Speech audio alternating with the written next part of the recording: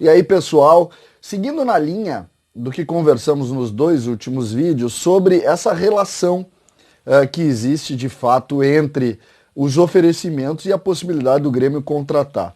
E aí nós vamos fazer rapidamente, lembrando que nós estamos aqui no César Cidade Dias, falando de Grêmio aqui no YouTube hoje para continuar discutindo o que vai acontecer pós-parada, né? Como que o Grêmio vai proceder e o que o Grêmio está pensando e o que imagina para o retorno, aí, a partir do retorno dessa parada em razão da pandemia do coronavírus.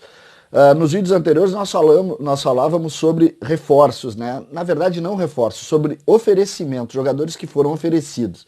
E aí vamos buscar o início da temporada, porque isso tem um pouco a ver com o que a gente pode encontrar no retorno, né? No retorno, na volta dos jogadores a esse processo. Estou aqui com um novo quadro aqui para tentar colocar o azul aqui dentro do canal. Às vezes fica muito branco, aí o pessoal está reclamando. Tentei criar aqui um cenário novo, vamos ver se vocês gostam. Mas vamos lá. O que a gente tem de fato e de concreto com relação a oferecimentos? O mercado não está conseguindo ainda mensurar o tamanho da dificuldade que vai enfrentar a partir do retorno. Por quê? Porque a economia mundial vai ser afetada e, naturalmente, o futebol vai ser afetado de forma importante. Essa é a realidade. Então, nós temos que ter, antes de qualquer coisa, essa premissa. A partir daí, nós temos que fazer algumas avaliações, porque existe uma tendência de mercado, principalmente os mercados de fora, italiano, espanhol e chinês, como eu coloquei, que vão se desfazer muitas vezes de atletas, e esses atletas vão chegar no Brasil e aumentando a demanda naturalmente, aumentando a oferta, naturalmente a demanda deve diminuir o preço desses jogadores. Essa é uma tendência, tá? Mas eu não quero entrar nisso, eu quero entrar na questão envolvendo os oferecimentos e o que o Grêmio de fato pode fazer.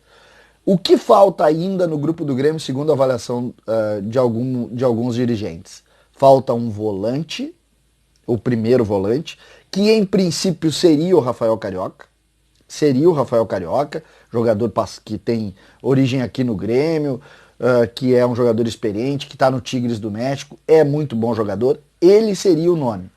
Não tendo ele, esses nomes que a gente colocou, o Biglia, por exemplo, são jogadores que a gente pode olhar com carinho, por que não? Porque são bons jogadores, são jogadores que também cumpririam aquela função, mas em princípio seria o Rafael Carioca.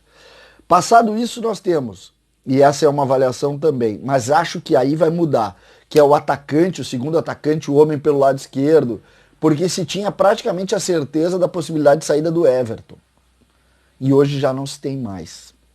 Então essa é uma questão que a gente vai avaliar aí nos próximos dias, a gente vai saber se vai evoluir a questão do Everton, se não vai. Naturalmente, se o Everton não for vendido, não tem por que contratar o Roger Guedes, por exemplo, né? Ou o Keno, que foi falado também. Outro nome que também se discutiu, o Meia. O Meia é um nome que sempre teve no radar do Grêmio. O Grêmio, de certa maneira, a partir da contratação do Thiago Neves e do retorno do GPR, criou assim uma certa, vamos ver o que vai dar. Porque podia fazer isso, né? A primeira fase da Libertadores, ganhou o jogo fora, tem a questão também envolvendo o Campeonato Gaúcho, que sequer vai terminar. Então mudou isso. Só que não saiu do radar. Não saiu do radar. Talvez o Grêmio ainda olhe com carinho esse nome. Eu acho muito difícil esse jogador, né? Eu acho muito difícil contratar esse jogador. Para mim, um dos jogadores mais raros do mercado mundial, e o Grêmio talvez tenha o melhor deles aí, ou o mais promissor, que é o caso do GPR, né? Por que contratar? Mas é uma outra discussão. Essa talvez seja uma posição a ser avaliada. E, naturalmente, o Grêmio também nunca tirou, apesar do grande momento do Diego Souza, o centroavante, o grande centroavante, a grande diferença. Essa é uma posição que o Grêmio olha. Desses jogadores que eu mostrei no vídeo anterior aí, que foram oferecidos, não me parece que tem nenhum assim que diga, esse aí chega e resolve. Eu não vejo isso. Eu não consigo enxergar esse jogador aí, não. Falaram também na possibilidade do Prato. Vocês acham o Prato, por exemplo, melhor do que o Diego Souza? Para mim olha, sou mais o Diego Souza do que o Prato. Mas essas são as questões que estão sendo discutidas. Esse mercado vai balançar, vocês podem apostar, vai balançar. até porque as informações até o momento não dão conta de muitos problemas do ponto de vista de dificuldade de receita.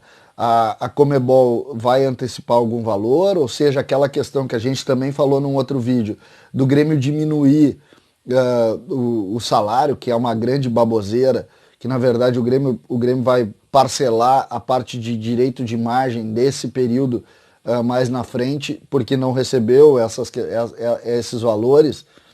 Isso de fato vai acontecer, mas isso não mexe com nada dentro da estrutura de receita do Grêmio. A questão dos sócios, a gente tem que avaliar, mas nós só vamos conseguir avaliar isso a partir da metade do mês de abril. Então a gente ainda não tem, quem está falando sobre isso ainda é especulação, porque não se tem de maneira concreta, por exemplo, o tamanho da inadimplência dos 90 mil sócios que o Grêmio tem. Não vejo ninguém falando sobre isso, porque ninguém pode falar sobre isso. A questão envolvendo o número de sócios que vão deixar o clube vai acontecer, mas eu não sei, eu não vejo isso como algo que a gente possa fazer uma avaliação de forma mais definida, mais pontual, mais correta, sem entrar no campo da especulação. Então, fiquem atentos, volante, centroavante e meia. É por aí. E o Grêmio está atento.